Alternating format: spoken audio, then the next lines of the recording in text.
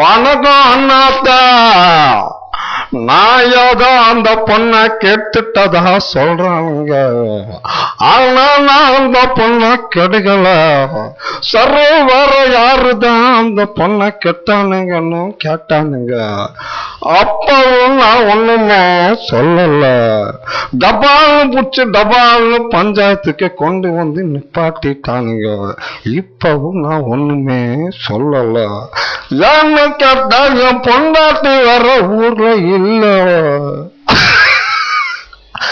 அந்த பொண்ணை கெடுக்கணும்னு எனக்கு ஆசையாதான் இருக்குது. ஆனா எனக்கு முன்னாலேயோ ஏதோ ஒரு பேமானி அந்த வேலைய பார்த்துட்டான்னு நினைக்கிறப்போ எனக்கு மனசு படான்னு அடிக்குது.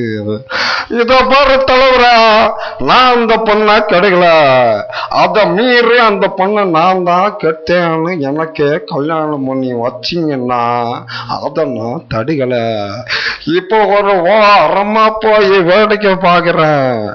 நீ என்ன தீர்ப்பு சொன்னாலும் அதுக்கு நான் கட்டுப்படுறேன். வா.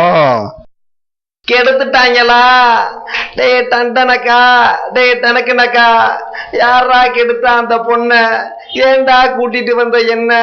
நான் சும்மா விட மாட்டேன்டா உன்ன. இந்த பாருமா தங்கச்சி, நான் நடிச்ச படத்துல கூட யாரையும் தொட்டதில்ல, அதனால எந்த பொண்ணும் கெட்டதில்ல. இந்த அளவுக்கு என் மனசுல